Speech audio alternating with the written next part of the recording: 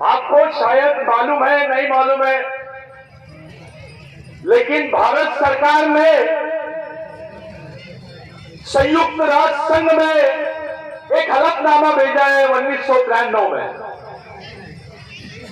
जिसमें लिखा है कि भारत में आदिवासी नहीं रहते हैं।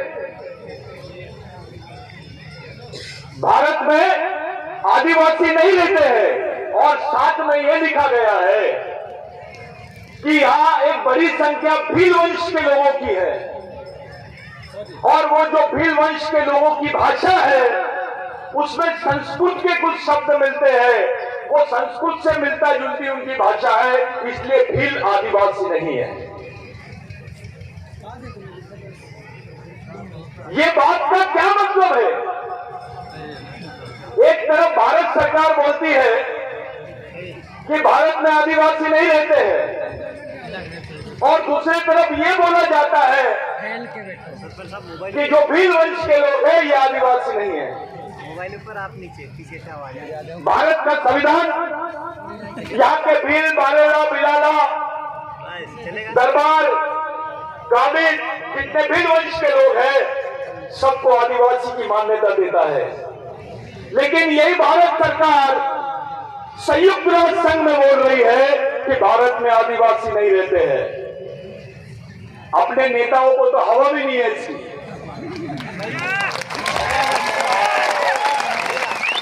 ये कौम ही नहीं रहेगी तो तुम क्या कर लोगे? किसके लिए इलेक्शन लड़ोगे? जब ये कौमी का अस्तित्व ही खत्म हो जाएगा, अपने आने वाली पीढ़ी का ही अस्तित्व खत्म हो जाएगा तो क्या बोलेंगे आप? तुम्हारी कौम को आखिरी बार समाप्त करने का, देश के नक्शे से खत्म करने का षड्यंत्र चालू है और हमारे बड़े बड़े नेता चुप है, पार्लियामेंट में चुप है। खुलेआम देश का प्रधानमंत्री आदिवासियों को जनजाति बोल रहा है, खुलेआम। भारत का संविधान आदिवासियों को आदिवासी बोलता है, भारत का सर्वोच्च न्यायालय आदिवासियों को आदिवासी बोलता है, लेकिन हमारे प्रधानमंत्री जी जनजाति गौरव लिख रहे हैं क्योंकि वो आपकी पहचान से आपको पुकारना नहीं चाहते हैं। वो चाहते ही नहीं कि इस देश में आदिवासी आदमी और आदिवासी संस्कृति जिंदा रहे। अब 2025 में अंतरराष्ट्रीय संविधान बनेगा और उसमें भी जनजाति नहीं रहेंगी तो इन बच्चों का क्या होगा, ये आने वाली पीढ़ी का क्या होगा, इस पे बात करो। इस लड़ाई को कैसे लड़ोगे? अरे अब तो तुमको आदिवासी नहीं है ऐसा बोलने की हिम्मत कर रहे हैं लोग। भील कम्युनिटी को, भील वंश के लोगों को आदिवासी नहीं है इसलिए बोला जा रहा है क्योंकि सबसे ज्यादा जमीन भील वंश के लोगों के पास में है। ये ताली बजाने वाली बात नहीं है। ताली अभी बजाओगे, बाद में रोओगे, क्योंकि इनकी नजर तुम्हारे जमीन पर है। जब तक के तुम आदिवासी हो तुम्हारी मां बहनें सुरक्षित है, तुम्हारा आरक्षण सुरक्षित है, तुम्हारे पद प्रतिष्ठा सुरक्षित है, तुम्हारी नौकरी सुरक्षित है, तुम्हारे बदन पे कपड़े हैं, पेट में रोटी है, पास में जमीन है। जिस दिन आप आदिवासी पहचान से खत्म हो जाओगे आपको ये भी नसीब नहीं होगा।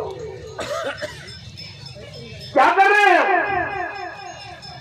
पाइली के 50 संगठन बना लिए, अबे समझेगा नहीं तो लड़ेगा कैसे? उसको नाचना तो सिखा दिए, लड़ना कब सिखाएंगे? उसके दिमाग में यहां पे चल रहे षड्यंत्र के बारे में कैसे बताओगे तुम? जितनी पब्लिक यहां पर बैठी है ना, इतने तो लोग आरएसएस में आदिवासियों के काम कर रहे हैं, समाज आदिवासियों का, लेकिन उसके दिमाग में सोच आरएसएस की। बच्चा आदिवासी का, लेकिन उसके दिमाग में सोच किसी महाजन की, किसी पंडित की, किसी देश पांडे की, किसी शर्मा की। अगर बच्चे तुमने पैदा किए उसके दिमाग में सोच भी तुम्हारी होनी चाहिए। तुम क्या कर रहे हो? तुम्हारे पास तो सोच का कारखाना ही नहीं है। क्या सोच डालोगे तुम? बिरसा मुंडा भगवान था, 2 अगरबत्ती लगा दे, टंटा भी भगवान का 2 अगरबत्ती लगा दे। ये जो गाथा आपने स्थापित की है, इन दोनों का क्या संबंध था मैं बताना चाहता हूं। मैं आपका ज्यादा टाइम नहीं लूंगा। बिरसा मुंडा की उम्र 14 साल थी जब महामानव महाविद्रोही भगवान टंटा भील को गिरफ्तार किया गया था। एक ब्रिटिश रिपोर्टर है जिसका नाम है जॉन कैनी। वो जॉन कैनी की रिपोर्ट है, उसमें उसने लिखा कि 5 लाख लोग उससे ज्यादा जगह जगह पर भगवान टंटा भील का दर्शन करने के लिए खड़े थे। वो दूसरी बात लिखा कि इतनी भीड़ और इतने लोग तो किसी भगवान को भी देखने नहीं आते हैं। और तीसरी बार उसने लिखा कि ये कोई क्रिमिनल ड्राइव नहीं दिखता है, ये तो आदिवासियों का भगवान दिखाई देता है।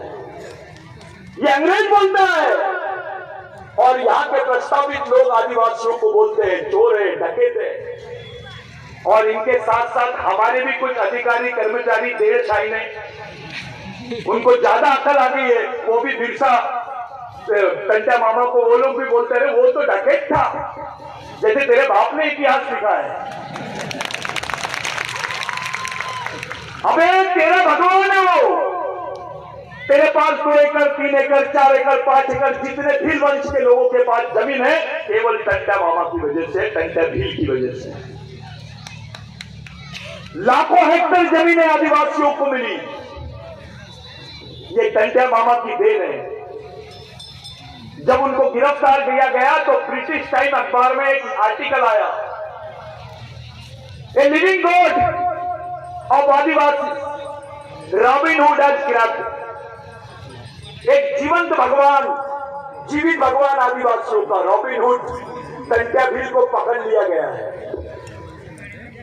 ये पेपर कटिंग बिरसा मुंडा ने कलेक्टर ऑफिस में पड़ी। ये जॉन हैंड्राउट ने लिखा है, मैं नहीं बोल रहा हूं। नहीं तो बहुत कमेंट्स होते हैं, सतीश भाऊ ने ऐसा बोल दिया वैसा बोल दिया। मैं जो बोल रहा हूं वो सच बोल रहा हूं। तो जॉन हैंड्राउट ने लिखा है कि बिरसा मुंडा ने पढ़ा, 14 साल की उम्र में पढ़ा और बोला कि जो अधूरा काम भगवान टंटा भील ने करके छोड़ा है हमारे लिए, मैं उसको पूरा करके ही मरूंगा। वहां उदाहरण देने लग गया वो कि आदिवासी आदमी रॉबिन हुड भी हो सकता है, भगवान भी हो सकता है। और टंटा भील ने जिस आंदोलन को बीच में छोड़ के गए थे, उसी आंदोलन को बिरसा मुंडा ने आगे बढ़ाया। वही आंदोलन था जिसमें 1 लाख लोग मारे गए, मध्य प्रदेश से लेकर तो झारखंड तक। दूसरे विश्व युद्ध में भी इतने लोग मारे नहीं गए जितने आदिवासियों को मारा गया। उसी आंदोलन की वजह से तुम्हारे बीच में एक कानून आया जो ब्रिटेन में बनाया गया। सरकार घबरा गई थी, यहाँ के जमींदार घबरा गए थे, यहाँ के उच्च वर्णीय लोग घबरा गए थे। इतने लोग लाखों की संख्या में इस आंदोलन को नेतृत्व दे रहे थे और वो कानून बना जिसका नाम है लैंड एक्विजिशन एक्ट, जिसको 1898 का कानून बोलते हैं। जिस कानून में लिखा हुआ था कि आदिवासी की जमीन गैर आदिवासी आदमी नहीं ले सकता है और गैर आदिवासी तो क्या सरकार भी नहीं ले सकती है। अगर ये कानून नहीं रहता तो तुम्हारे पास 2 एकड़ 5 एकड़ जमीन नहीं होती। अभी तक तो लूट डालते थे साहूकार को। ये टंटा मामा की देन है, ये बिरसा मुंडा की देन है। भाइयों, इनके आंदोलन की वजह से पेशवाओं ने तो भील कम्युनिटी को, महादेव कोड़ियों को, गोंड को, कोरकुओं को क्रिमिनल ट्राइब बोला। गुनेगारी जमात, पैदा ही हुआ आदमी तो उसका बच्चा गुनेगार हो जाता था।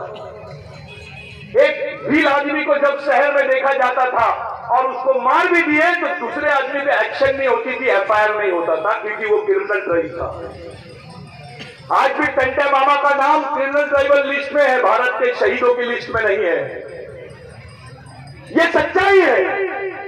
ऐसा कानून किसी कौम के खिलाफ में नहीं बना जो आदिवासियों के खिलाफ में बना है। और यही तैयारी चालू है। अब तो ये साफ भाषा में बोलते हैं कि भारत में आदिवासी नहीं है और भील वंश के लोग तो आदिवासी नहीं है। 75 साल हो गए भारतीय संविधान को बनते। 75 साल में हमारा समाज केवल 2% विकसित हुआ है। 98% आदिवासी समाज आज भी गरीबी रेखा के नीचे जी रहा है। 78 साल के बाद राष्ट्रीय संविधान के बाद अब अंतरराष्ट्रीय संविधान बनने जा रहा है। मेरा आप लोगों से सवाल है, अगर आप भील कम्युनिटी का, भील वंश के लोगों का उल्लेख नहीं रहेगा तो तुम्हारा क्या होगा ये बताइए। ये लड़ाई को कैसे लड़ोगे तुम? तुम्हारे बच्चों को कैसे बचाओगे? तुम्हारी आने वाली पीढ़ी को कैसे बचाओगे? इसके लिए कोई नेता की जरूरत नहीं है। इसके लिए अगर तुम्हारे को कोई चीज काम आएगी तो यही शहीदों का आंदोलन काम आएगा, इन्हीं की विचारधारा काम आएगी, इन्हीं का मिशन काम आएगा। आपके पास कुछ नहीं है, केवल जमीन थी तो 5, किसी का 10 एकड़ थी तो 2 बेटे 5 एकड़, उनके 2 बेटे ऐसे बढ़ गई जमीन। अब नौकरियां भी नहीं रहेगी तुम्हारे पास। ये जो दिख रहा है हमारे लोगों को देखा जा रहा है, बड़ी संख्या में लोग दिख रहे हैं। उनकी नजर में क्या है मालूम है? ये सबसे बड़े मजदूरों की मंडी बोलते हैं। वो आदिवासी क्षेत्रों को मंडी बोलते हैं। मध्य प्रदेश का हर एक आदिवासी के बाद दूसरा आदिवासी मजदूर है। मजदूर है वो, कर्मचारी नहीं है, अधिकारी नहीं है। हर एक दूसरा आदमी आदिवासी जो है वो मजदूर है, उसके खाने के लाले हैं। गवर्नमेंट का रिसर्च है 8 रुपए 80 पैसे एक आदिवासी आदमी रोज कमा रहा है। अबे 8 रुपए 80 पैसे कमाने वाला आदमी जिंदा कैसे रहेगा, इस पर बात करो। हमारा नेता पार्टी की बात करता है, संगठन की बात करता है, समाज की कब करोगे तुम? इतनी बड़ी तकलीफ आ गई है हमारे सामने। ऐसा षड्यंत्र किसी कौम के साथ नहीं हुआ जो भारत में आदिवासियों के साथ में हो रहा है, विशेष करके भील कम्युनिटी के साथ हो रहा है। मेरा आप लोगों से सवाल है साथ, कौन से रास्ते से ले जाओगे तुम अपने समाज को? कौन बचाएगा तुमको? अरे तुम्हारी तो राष्ट्रपति है अभी, राष्ट्रपति आदिवासी। अब इससे बड़ा कौन सा आदमी बनाओगे तुम? राष्ट्रपति के बाद कोई पद है क्या देश में? तुम्हारा राष्ट्रपति होने के बाद तुमको आदिवासी बोलने से कतरा रहा है, खुद को आदिवासी बोलने से कतरा रहा है। ये बड़ी बात है। राष्ट्रपति बनने के बाद भी वो अपने आप को आदिवासी नहीं बोलती है, लेकिन ग्रामीण क्षेत्र में, गढ़चिरौली में, बस्तर में, वहां पर लड़की 13 साल की लड़की अपने हाथ में बंदूक उठाती है और बोलती है कि मैं आदिवासी हूं, इस देश की मालिक हूं। लेकिन बदले में क्या मिलता है उसको? बदले में क्या मिलता है? जिस क्षेत्र में बुखार की गोली नहीं रहती है, उस क्षेत्र में बंदूक की गोली मिल रही है हमारे लोगों को। 13 साल की आदिवासी लड़की हाथ में बंदूक लेके लड़ रही है। क्यों? ऐसी क्या मजबूरी है? कौन से समाज की लड़की हाथ में बंदूक लेके लड़ रही है इस देश में, बताइए। उसके बारे में कभी चर्चा नहीं होती। हमारे नेता जितने भी हैं, चाहे कितने भी बड़े पद में होंगे, मैं बुरा लगेगा चलेगा, हमारे आदिवासी नेताओं को पार्टी के लोग भी इज्जत नहीं देते, उसको दबाने की कोशिश करते हैं, क्योंकि उनको मालूम है इसके पीछे समाज नहीं है। हमारे नेता समाज के बीच में पकड़ के समाज को विश्वास में लेके पॉलिटिक्स नहीं कर रहे हैं। कहीं ना कहीं समाज और नेताओं के बीच में गैप आ गई है। वो गैप को कम करना पड़ेगा। तुमको खत्म करने के लिए इस देश में आरएसएस जैसा मिशन खड़े कर दिए। तुमको खुलेआम वनवासी बोलते हैं, तुमको आदिवासी नहीं बोलते हैं, इस देश का मालिक नहीं बोलते हैं। टंटा भील अपने एक एक आदमी को मालिक बोलता था। घबराते थे टंटा भील के आंदोलन से लोग। टंटा भील का नाम लेते थे तो कपते थे लोग। ये हालत थी। आज तो तुमको खुलेआम वनवासी बोल रहे हैं और अपने ईमानदार लोग काम भी कर रहे हैं। क्या काम कर रहे हैं? तो वनवासी आश्रम में काम कर रहा हूं। कहां कर रहा है? तो फलाना। अरे तेरा स्वाभिमान कब जागेगा? अपना ही भाई दुश्मन की सेना का सेनापति बन के तुम्हारे सामने खड़ा है, लड़ोगे किसके साथ? आज बहुत विपरीत परिस्थिति है। ये जो भील जमी है, आपको घर जाके सोचना पड़ेगा कि जिस दिन आपकी आदिवासी पहचान खत्म हो जाएगी, जिस दिन भीलों को आदिवासी की लिस्ट से बाहर कर दिया जाएगा, भील वंश के लोगों को, आप खाना क्या खाओगे, रहोगे कैसे, तुमको क्या मिलेगा? इतना बड़ा षड्यंत्र हमारे समाज के साथ में हो रहा है, तो भी चुप है, हम खामोश है। तो समाज सबसे बड़ी चीज है। हमारे यहां समाज का स्थान भगवान से बड़ा है। समाज है करके आप ऑफिसर हो, समाज है करके आप मंत्री हो, समाज है करके आप डॉक्टर हो, इंजीनियर हो। समाज ही नहीं रहेगा तो आप कैसे करोगे भाई? भगवान बिरसा मुंडा के लिए आज बहुत बड़ा दिन है कि 147 साल के बाद में टंटा भील के एरिया में बिरसा मुंडा की स्थापना हो रही है। इससे बड़ी बात कोई हो नहीं सकती। ये बहुत बड़ा दिन है, बहुत बड़ा दिन है, लेकिन कोई नहीं कर रहा। एक तरफ सुप्रीम कोर्ट बोलती है कि शेड्यूल्ड ट्राइब्स और adivasi, they are the aboriginal people of India, वो भारत के मूल मालिक है, वो इस देश के आदिवासी है। सुप्रीम कोर्ट बोलता है, दूसरी तरफ प्रधानमंत्री बोलता है जनजाति है। अरे आप हमको पुकार क्यों नहीं रहे भाई?